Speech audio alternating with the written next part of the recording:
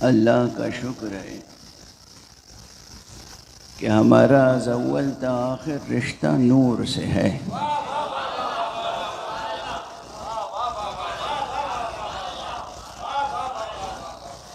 یہ دنیا کے اندھیرے ہمیں کبھی شکست نہیں دے سکتے۔ یہ بات اپنے دلوں میں اور دماغوں میں بسا لیجئے۔ کسی قسم کا بھی اندھیرا آپ کو شکست نہیں دے سکتا، کیونکہ آپ کا اول و آخر رشتہ نور سے ہے۔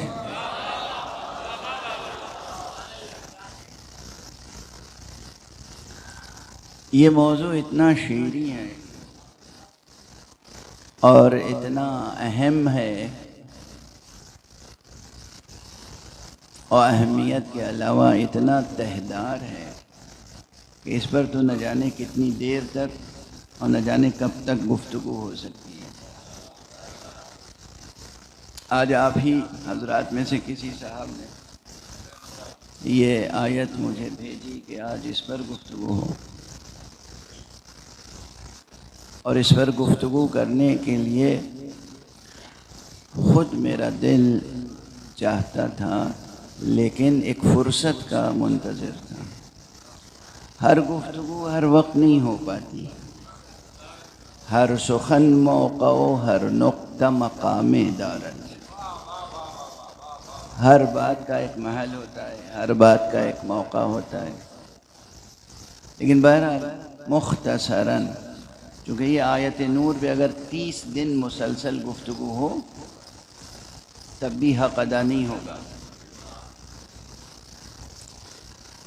عجیب آیت ہے، اور اس پر ہر لحاظ سے دلاویز تو ہے ہی، لیکن معرکہ خیز بھی ہے، معرکہ آرا آیت ہے۔ اس میں علماء کے درمیان، علماء بلاغت کے درمیان بہت بحثیں ہیں۔ یہ سب ہم حوالے کے طور پہ بس ذکر کر کے آگے بڑھ جاتے ہیں کہ ان بچوں میں سے آپ لوگ جو بزرگ ہیں نا، آپ نے تو اپنی زندگی گزار لی، ہماری امید ان بچوں سے وابستہ ہے۔ یہ جو بچے ہیں ان کے کانوں میں یہ بات پڑی رہے گی کہ یہ نور کی آیت بڑی بے پناہ آیت ہے، اس میں بہت اسرار ہیں، اس میں بہت رموز ہیں، اس میں بہت گہرائی ہے۔ تو یہ ان کے دماغ میں بات اگر بیٹھ گئی تو پھر یقین کیجئے کہ وہ اس کی جستجو میں آگے بڑھیں گے، اور جب جستجو میں آگے بڑھیں گے تو جو ذہن آیہ نور کے اسرار کی جستجو میں آگے بڑھے گا اس کا تو سفر ہی نور کے عالم میں ہوگا۔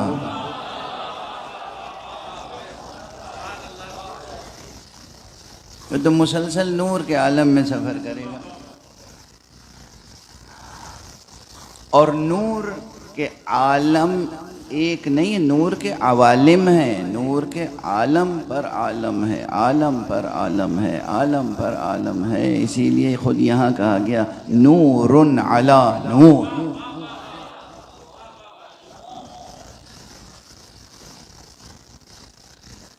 بس اگر شوق بھی بیدار ہو گیا نا تو سمجھیے میری محنت سوارت ہو گئی۔ پہلی بات تو یہ یاد رکھیے کہ یہ قرآن مجید پورا بسم اللہ سے والناس تک نور ہے، قرآن نور ہے۔ ہم زیارت جامعہ پڑھتے ہیں جو حضرت امام علی نقی علیہ السلام سے معلوم ہے۔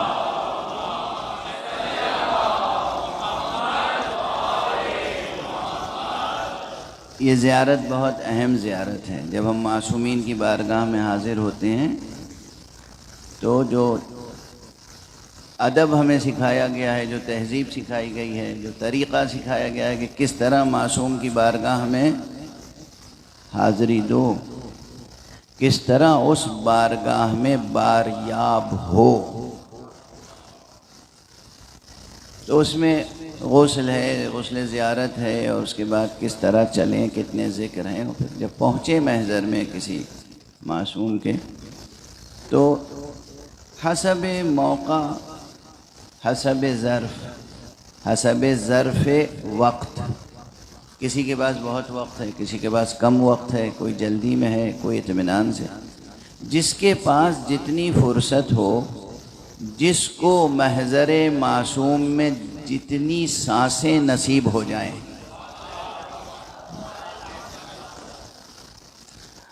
اس کو اس کے حساب سے معصومین نے تعلیمات فرما دی ہیں کہ یہ زیارت پڑھ لو، یہ زیارت پڑھ لو، یہ زیارت، کہیں کوئی طویل زیارت ہے، کوئی مختصر زیارت ہے۔ زیارت جامعہ غالباً طویل ترین زیارت ہے، لیکن اس کے لیے بزرگ علماء نے ایک فقرہ کہا ہے کہ یہ زیارت جامعہ ایک مختصر زیارت نہیں ہے تو چند صفحوں کی، یہ امام شناسی کا پورا ایک انسائکلوپیڈیا ہے جو مختصر آپ کی خدمت میں پیش کر دیا گیا ہے۔ امام شناسی، امام کیا ہوتا ہے، امام کی حقیقت، امامت کی حقیقت، امام کی عظمت، امام کس طرح واسطہ فیض کی حیثیت رکھتا ہے۔ واسطہ فیض یعنی فیض الہی، فیض ربانی، فیضان توحید امام کے وسیلے سے خلقت تک پہنچتا ہے۔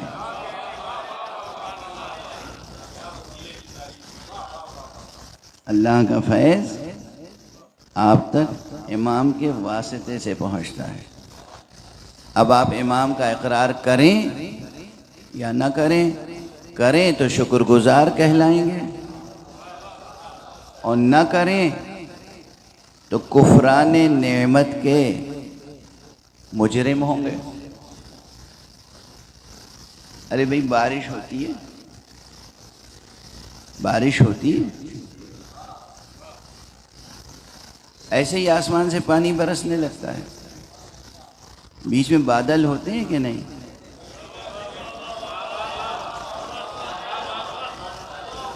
بادل نہ ہو تو بارش ہوگی؟ نہیں ہوگی۔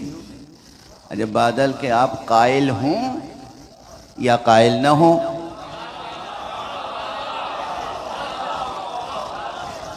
آپ بادل کا احسان مانیں یا نہ مانیں، بادل ہے اور بادل حکم خدا سے آپ تک فیضان الہی پہنچا رہا ہے۔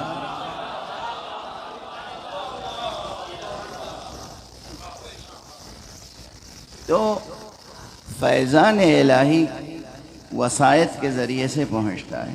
واسطے، وسائط، واسطے کی جمع ہے وسائط۔ سب سے بڑا واسطہ، جامع ترین واسطہ معصوم کی ذات ہے۔ معصوم کو ہم کہتے ہیں واسطہ فیض الہی، اللہ کے فیض کا واسطہ، وسیلہ۔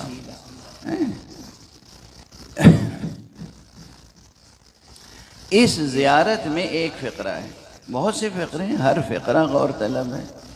اس زیارت کی تشریف اگر گفتگو ہو تو پورا ایک سال گزر جائے گا۔ 365 دن روزانہ 1 گھنٹے گفتگو ہو تب اس زیارت کا تھوڑا سا مفہوم ادا ہوگا۔ سمجھ میں آئی بات؟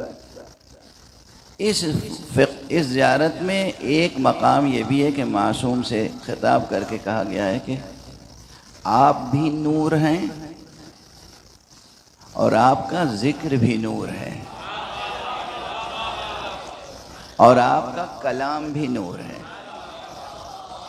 کلامکم نور، ذکرکم نور۔ یہ تو معصومین کی شان ہے۔ جس نے معصوم کو معصوم بنایا اس کے کلام کی کیا شان ہوگی؟ تو اسی لیے میں نے گزارش کی کہ قرآن مجید از اول تا آخر بسم اللہ سے والناس تک نور ہے۔ اصل یہ کتاب نور ہے، اور اس کتاب کے ناموں میں سے ایک نام نور ہے۔ آپ کو معلوم ہے کہ قرآن مجید کے بہت سے نام ہیں، قرآن مجید کے بہت سے نام ہیں۔ قرآن اس کا ایک نام ہے، فرقان اس کا ایک نام ہے، ذکر اس کا ایک نام ہے، کتاب اس کا ایک نام ہے، نور اس کا ایک نام ہے، اور بھی کئی نام ہیں خود قرآن مجید میں۔ ارے قرآن مجید میں جو سورے ہیں، ان سوروں کے بہت سے نام ہیں اپنی جگہ۔ الحمد پڑھتے ہیں آپ روزانہ، الحمد کے کم سے کم 25 نام ہیں۔ اس سورے کے 25 نام ہیں۔ جب ایک ایک سورے کے اتنے نام ہوں اور قرآن کے اتنے نام ہوں، تو اب ایک بات عرض کروں، جب قرآن صامت کے اتنے نام ہوں تو قرآن ناطق کے کتنے نام ہوں گے؟ ایک صلوات پڑھ دیجئے محمد و آل محمد۔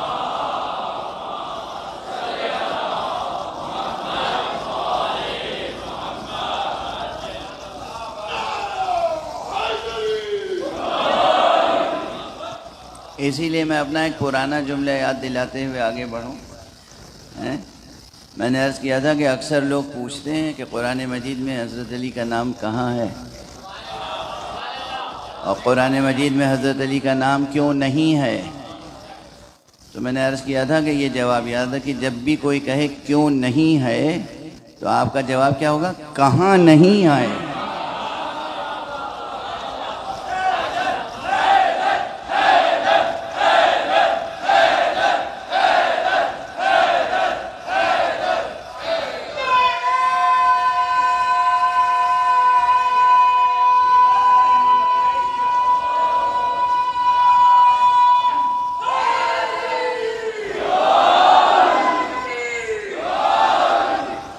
قرآن مجید کے ہر سورے میں علی کا نام موجود ہے۔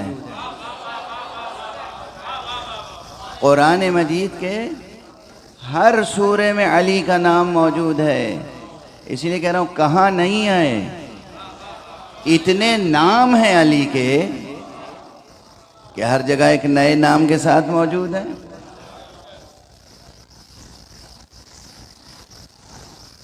سورہ مبارک حمد میں صراط مستقیم کس کا نام ہے؟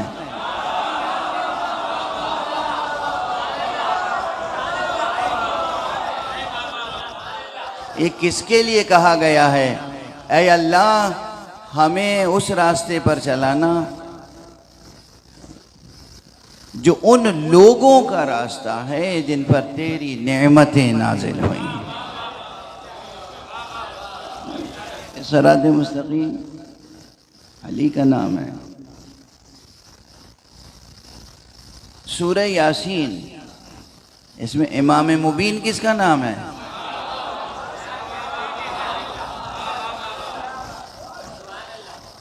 وَكُلَّ شَيْءٍ أَحْصَيْنَاهُ فِي امام مبین، اور ہم نے ہر شے کو امام مبین کی ذات میں احصا کر رکھا ہے۔ ایک کس کا نام ہے امام مبین؟ اللہ کا نام تو نہیں ہے، اللہ کا نام تو نہیں ہے، یہ اللہ کی کسی مخلوق کا نام ہے نا۔ اب اگر وہ مخلوق علی ہی ہو تو آپ کیا کریں گے؟ اور سچ یہ ہے کہ یہ علی کا نام ہے۔ ایک صلوات پڑھ دیجئے محمد و آل محمد۔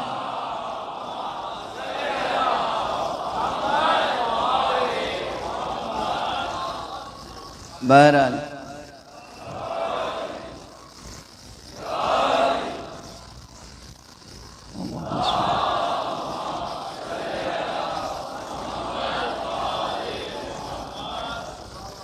تو یہ تو بہرحال آپ اگر اسی حسن ذوق کے ساتھ سماعت فرمائیں گے تو پھر سوچئے کہ مجلس کا عالم کیا ہوگا، پھر تو سحر ہو جائے گی۔ مگر اتنے مطالب ہیں یہاں پر، اتنے مطالب۔ میں تو صرف یہ عرض کر رہا تھا کہ جب چیز عظیم ہوتی ہے تو اس کے نام بہت ہوتے ہیں۔ تو قرآن ناطق مولا کی ذات عظیم ہے، اس کے نام بہت ہیں، قرآن خود عظیم ہے، اس کے نام بہت ہیں، اور اس کے ناموں میں سے ایک نام ہے نور۔ اچھا کیا وحدت ہے خدا کی قسم! قرآن کا نام بھی نور ہے، رسول کا نام بھی نور ہے، رسول کے ناموں میں سے بھی ایک نام نور ہے۔ خود قرآن مجید کی بعض آیتوں میں رسول کے ناموں میں سے ایک نام نور ہے، اور علی ابن ابی طالب کے ناموں میں سے بھی ایک نام نور ہے، اور اللہ کے ناموں میں سے بھی ایک نام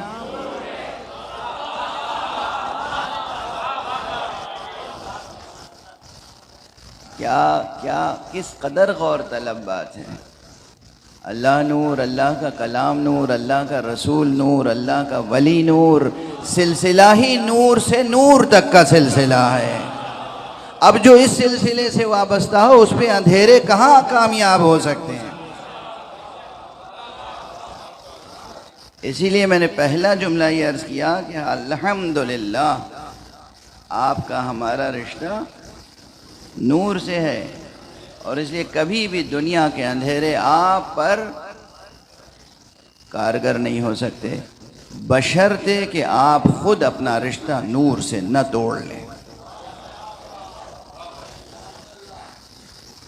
یہ اہم مسئلہ، یعنی آپ کا رشتہ قرآن سے جڑا ہونا چاہیے۔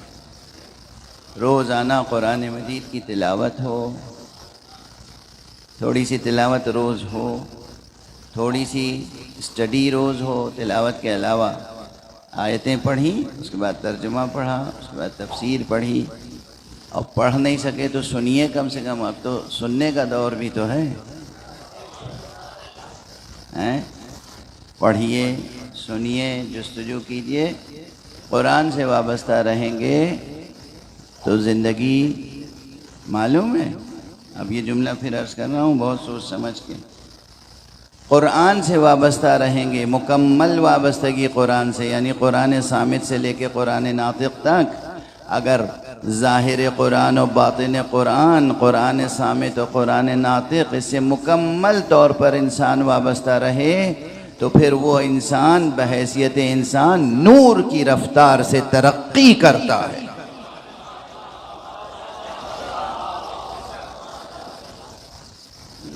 یہ سب سخن گسترانہ باتیں نہیں ہیں، یہ نہیں ہے کہ صاحب خطیبانہ مبالغے ہیں اور شاعرانہ تعبیریں ہیں اور واہ واہ و سبحان اللہ کے لیے ہیں، نہیں۔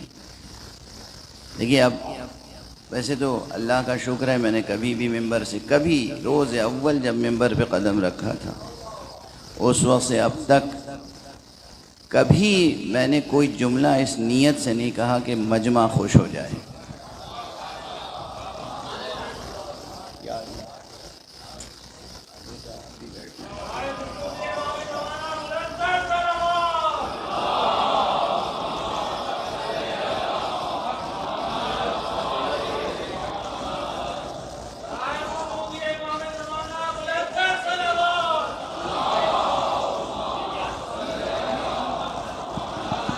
اس بچے کو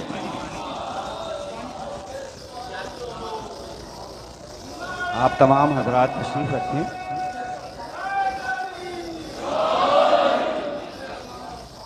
آپ تمام حضرات تشریف رکھیں۔ اس بچے کو باہر لے دیں، باہر لے دیں، باہر لے دیں۔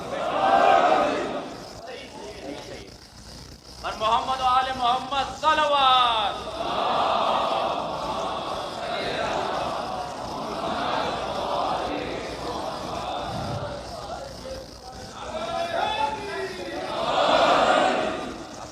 تمام حضرات تشریف رکھیں، آپ تشریف رکھیں تاکہ ایک اور صلوات پڑھیں محمد۔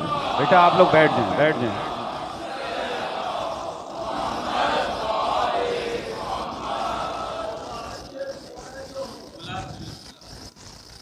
میں نے گزشتہ برس بھی یہ بات کہی تھی، یہ بے سبب بے ضرورت تکلف ہے، یہ بچوں پہ ظلم ہے۔ یہاں پہ کوئی ایسی بات نہیں کہ یہ ان بچوں کو اس طرح پروٹوکول کے طور پہ کھڑا کیا۔ ایک صلوات پڑھ دیجئے محمد.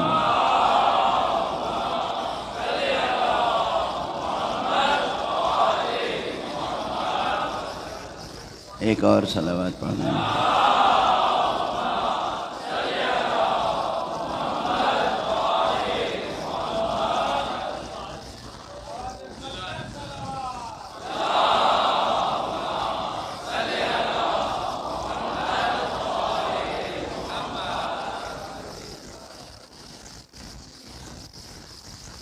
ایک اور بلند تر صلوات.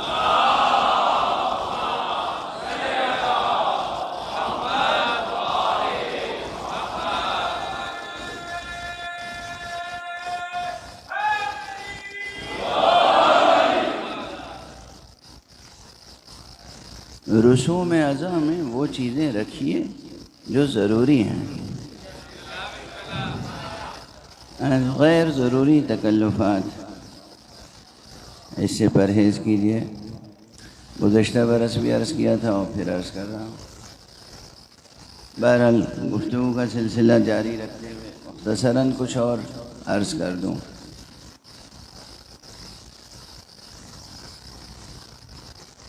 میرا ایک خاص مضمون ہے، موضوع ہے جو میری زندگی کے ساتھ چل رہا ہے، اور وہ چاہتا ہوں کہ جوان اس سے آشنا ہو جائیں. مشہور ہے، میں نے زندگی میں کبھی بھی کوئی جملہ ممبر سے اس نیت سے نہیں کہا کہ آپ خوش ہو جائیں. آپ کی خوشنودی اور آپ کی ناخوشی میرے لیے کبھی اہم نہیں رہی، بلکہ آپ کو ناراض کرنے کا ہنر مجھے زیادہ آتا ہے.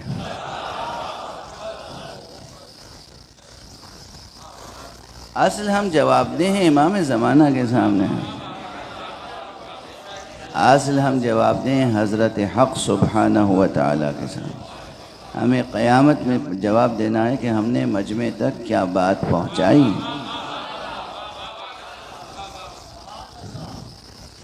اللہ فرمائے گا، پوچھے گا ہم نے تمہیں ممبر دیا تھا، ہم نے تمہیں گویائی دی تھی، ہم نے تمہیں آنکھیں دی تھیں، تم نے آنکھوں سے کتابیں پڑھیں، گویائی دی تھی، اس سے تم نے بیان کیا.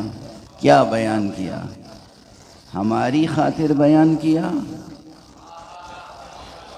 یا لوگوں کی خاطر بیان کیا؟ تو ہم آپ کی خاطر سے کچھ نہیں بیان کرتے، خاطر جمع رکھیں.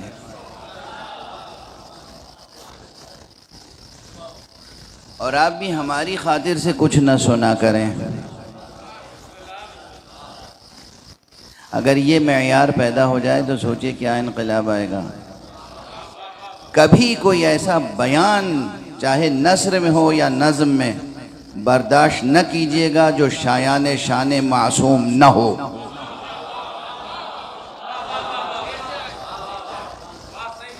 ذوق یہ ہونا چاہیے، یہ نہیں کہ یہ ہمارا پسندیدہ خطیب ہے، یہ ہمارا پسندیدہ شاعر ہے تو اس کے لیے 7 خون معاف ہیں. معصوم کی شان کے خلاف چاہے نظم ہو یا نثر یہ برداشت نہ کیجیے گا. اصل ہے معصوم کی شان.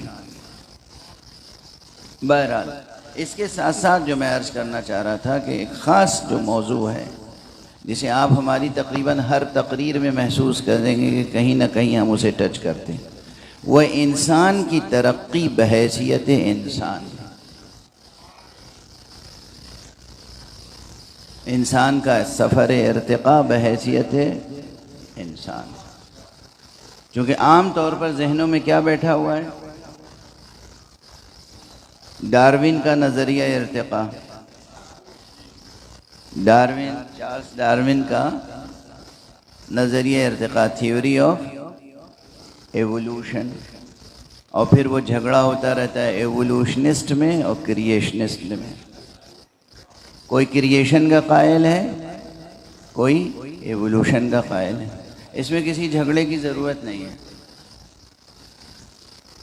اللہ سبحانہ و تعالی نے تخلیق فرمایا ہے، یعنی کریشن، تخلیق فرمایا ہے اصول ارتقاء کے ساتھ۔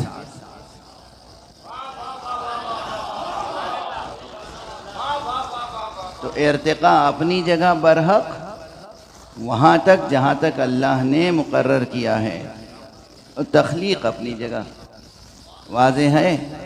تو اب جوانان عزیز اس مسئلے میں الجھیے گا نہیں۔ معلوم ہے کہ کوئی ایولوشنسٹ ہے تو اس کا مطلب کہ اسے خدا کا انکار لازم ہے، نہیں، ایسا کچھ نہیں ہے۔ یہ ایولوشن خود دلیل وجود خدا ہے۔ مادے میں ذاتی حرکت پائی ہی نہیں جا سکتی۔ مادہ تبھی حرکت میں آئے گا جب کوئی محرک اسے حرکت عطا کرے گا۔ ایولوشن بھی ایک حرکت ہے، اور اس ایولوشن کی حرکت کو قائم رکھنے والی ذات حی و قیوم پروردگار کی ذات ہے۔ واضح ہے؟ اسی پس منظر میں ابھی جملہ میں نے عرض کیا تھا کہ اگر واقعاً قرآن کے ساتھ آپ وابستہ ہو جائیں، قرآن صامت سے لے کے قرآن ناطق تک، تو خود آپ کی زندگی کا سفر نور کی رفتار سے آگے بڑھے گا۔ اب اس پہ غور کیجئے گا، سوالات پیدا ہوں گے، سوال کیجئے گا۔ ہم ہاتھ لگ جائیں تو ہم سے پوچھئے گا، ہم ہاتھ نہ آئیں تو آپ جستجو کا سفر جاری رکھیے گا، وضو کیجئے گا اور مصلی بچھا کے 2 رکعت نماز پڑھیے گا۔ کہیے گا یا اللہ ہم تیری ذات پہ ایمان لائے ہیں، تیرے رسول پہ ایمان لائے ہیں، تیرے بھیجے ہوئے اولیاء اور انبیاء پہ ایمان لائے ہیں، پیغمبر نے، تیرے آخری پیغمبر نے جن اماموں کو پہچنوایا ان پر ایمان لائے ہیں۔ پروردگار ہم تیرے کلام پہ ایمان لائے ہیں۔ پروردگار تو ہمارے لیے وہ راہ روشن کر دے کہ ہم نور کی رفتار سے ترقی کر سکیں۔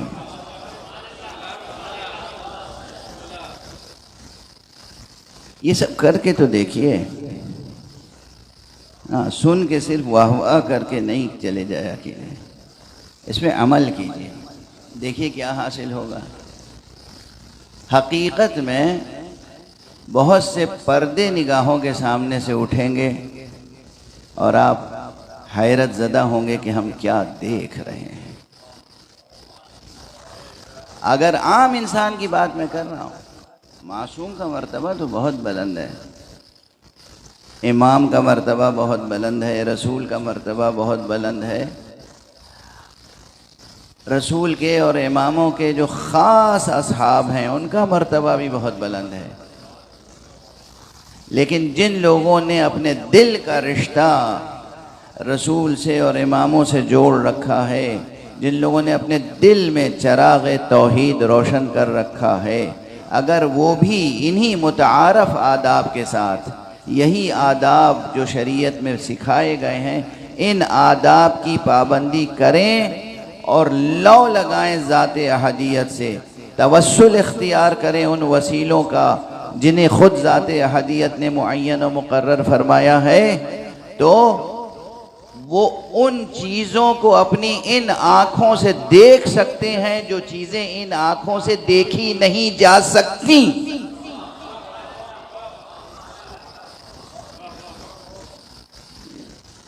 ہے تو اس میں تضاد، جملے میں تناقض ہے، تضاد ہے، بالکل ہے، مجھے پتہ ہے۔ میں کہہ رہا ہوں جو چیزیں آنکھوں سے نہیں دیکھی جا سکتی وہ آپ دیکھ لیں گے۔ کہیں گے سبحان اللہ، ایک بار آپ نے کہہ دیا دیکھی ہی نہیں جا سکتی تو پھر دیکھ کیسے لیں گے؟ بحث ہے نا، اسی لیے تو تقریر کرتا ہوں تاکہ بحث پیدا ہو۔ بحث کیجئے، ڈھونڈیے، سوچئے میں نے کیوں عرض کیا، پھر عرض کر رہا ہوں، اور آپ کو تجربہ ہوگا۔ وہ حقیقتیں جو ان آنکھوں سے نہیں نظر آ سکتی۔ ان آنکھوں سے کیا نظر آتا ہے؟ یہ در، یہ دیوار، یہ مادی چیزیں نظر آتی ہیں، غیر مادی چیزیں نظر نہیں آ سکتی۔ مگر اگر انسان قرآن مجید کا سہارا لے تو اسے بہت سی، تمام نہیں، بہت سی غیر مادی چیزیں اس طرح نظر آتی ہیں کہ جیسے سامنے کوئی مادی حقیقت موجود.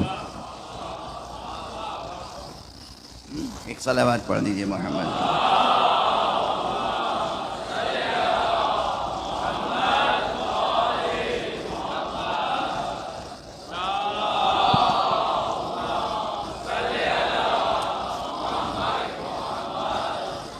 اچھا یہ کیسے نظر آتی ہیں؟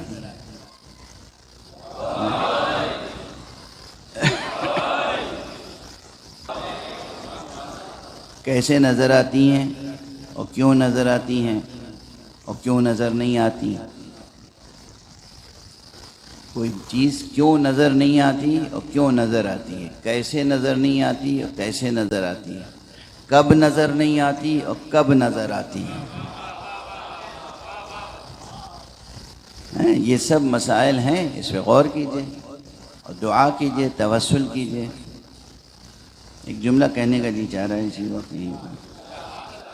ابھی آپ نظم پڑھ رہے تھے تو آپ نے فرمایا کہ اللہ کا شکر ہے کہ ہم بے امام نہیں ہیں، ہم یتیم نہیں ہیں. حقیقت ہے، ہم بے امام نہیں ہیں، ہم یتیم نہیں ہیں. امام موجود ہیں ہمارے، پردہ غیب میں ہیں. اچھا اس پردہ غیب کے متعلق تھوڑی سی غلط فہمی ہے لوگوں کو. یہ ادھر سے غیب ہے، ادھر سے عام نہیں ہے، ظہور عام نہیں ہے. یہ دیوار ہے مادی، یہ بالکل مادی دیوار ہے، یہ نور نہیں ہے، تو یہ ایسے نہیں نظر آ سکتی. مادہ کبھی نظر آ نہیں سکتا جب تک کہ نور کی اس پر عنایت نہ ہو.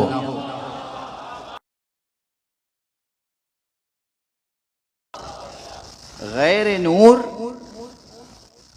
نور خود نظر نہیں آتا، دوسری چیزوں کو دکھاتا ہے. اور جو غیر نور ہے وہ خود نظر آ نہیں سکتا جب تک کہ نور کا اس پر احسان نہ ہو، نور کا کرم نہ ہو. یہ دیوار کبھی نظر نہیں آ سکتی، سامنے موجود ہے، آپ نے بنائی ہے، کبھی نظر نہیں آ سکتی. رات کا اندھیرا ہو نظر آئے گی، دن کا اجالا ہوگا تو نظر آئے گی. یہ کیوں نظر آ رہی ہے؟ اس لیے کہ سورج نکلا ہوا ہے. پڑھ رہی ہے تو نظر آ رہی ہے. اگر سورج کی روشنی نہ ہو اور مطلق تھی، بس ان دو نقطوں کو سمجھ لیں تو بہت سے اسرار ہستی کھل جائیں گے. نور خود نظر نہیں آتا مگر دوسری چیزوں کو تھا. رشا مشرق کا صلی اللہ علیہ وسلم. یہاں لکھا ہے کچھ اور. میں کہوں کچھ اور کیا لکھا ہے؟ بلند آواز سے پڑھیے نا، غور سے پڑھیے کیا لکھا ہے. اس روایت میں لکھا ہے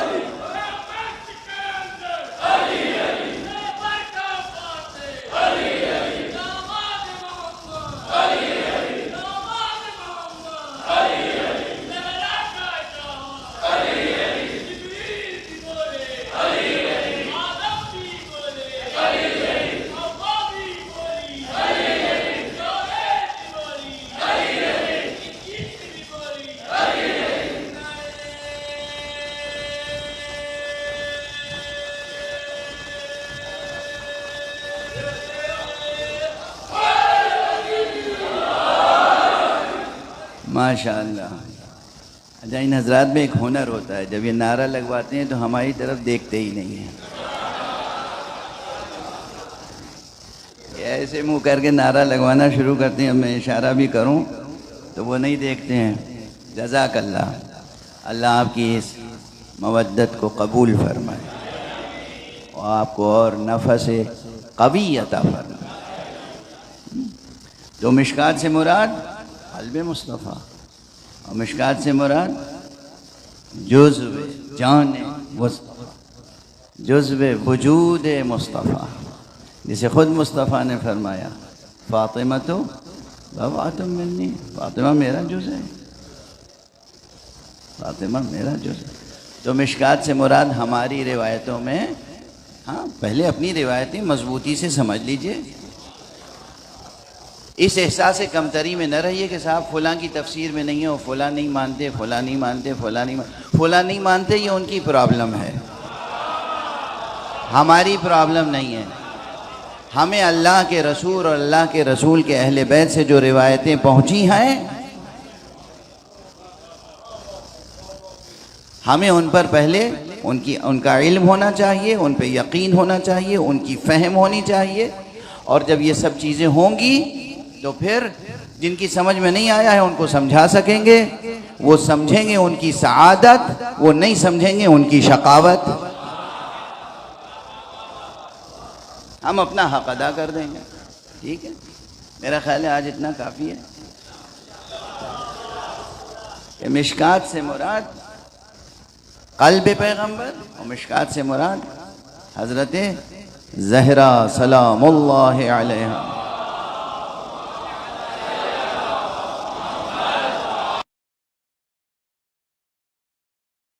مشکات میں نور توحید تو ہے، چراغ توحید تو ہے، شمع توحید تو ہے، اس کے اوپر ایک فانوس ہے۔ کسی جلتے ہوئے چراغ پر فانوس کس لیے رکھتے ہیں؟ حفاظت کے لیے، تاکہ تند ہوائیں چراغ کو بجھانے نہ پائیں، ٹھیک ہے نا؟ تند ہوائیں، طوفان، آندھی یہ چراغ بجھانے نہ پائے، شمع بجھانے نہ پائے، اسی لیے فانوس ہے۔ تو میں نے ابھی پہلے عشرے میں بھی عرض کیا کہ مقام ختم نبوت کی حفاظت جنہوں نے کی وہ ہیں اہل بیت محمد، اس لیے یہاں بھی فانوس سے مراد ہیں حسن اور حسین۔ حسن اور حسین نے مل کے چراغ توحید کو خانہ ختم نبوت میں محفوظ رکھا، اور یہ سلسلہ حسن اور حسین تک محدود نہیں رہا، ایک کے بعد ایک امام آتا رہا، نور علی نور۔ صلوات پڑھ دیں محمد و آل محمد۔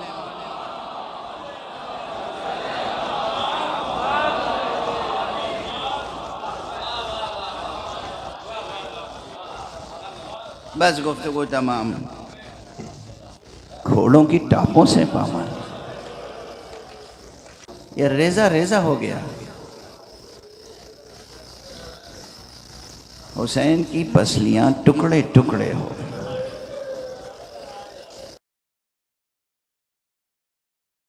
فانوس اللہ آقا حسین کا وجود معنوی، آپ کا نفس نفیس، آپ کی روح، آپ کی جان، آپ کی نوری اور نورانی شخصیت، کون تھا جو اسے برباد کر سکتا؟ کون تھا جو اسے ذبح کر سکتا؟ وہ اپنی جگہ باقی ہے، وہ فروزہ ہے، وہ آج بھی شمع توحید کی محافظ ہے، رہے گی۔ ہمارا سلام ہو حسین پر، اور ہمارا سلام ہو حسین کے اس جان نثار وفادار علمدار پر۔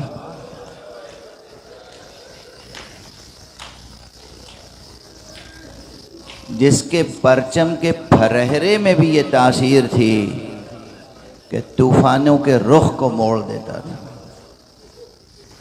مجھ سے یہ بھی فرمائش کی گئی ہے، کہا گیا ہے کہ آج چند جملے مصائب میں حضرت ابو الفضل کا تذکرہ ہو۔ ابو الفضل کا تذکرہ تنہا بے پناہ تذکرہ ہے۔ اللہ آپ کی آنکھوں کو ہمیشہ غم آل محمد میں اشک باری کی سعادت عطا کرے۔ کس میں طاقت ہے جو حضرت عباس کے مصائب پڑھنے کا بھی حق ادا کر سکے؟ کس میں طاقت ہے جو حضرت عباس کے صبر کی شان بیان کر سکے؟ کیسا صابر تھا، کیسا صابر تھا علمدار شاہ، کیسا صابر، اور کیسا شجاع تھا۔ کس میں طاقت ہے جو شجاعت بیان کر سکے، اور کس میں طاقت ہے جو آپ کی رأفت کو بیان کر سکے، اور کس میں طاقت ہے جو آپ کے علم کی شان بیان کر سکے، اور کس میں طاقت ہے جو آپ کے وفا کی شان کو بیان کر سکے۔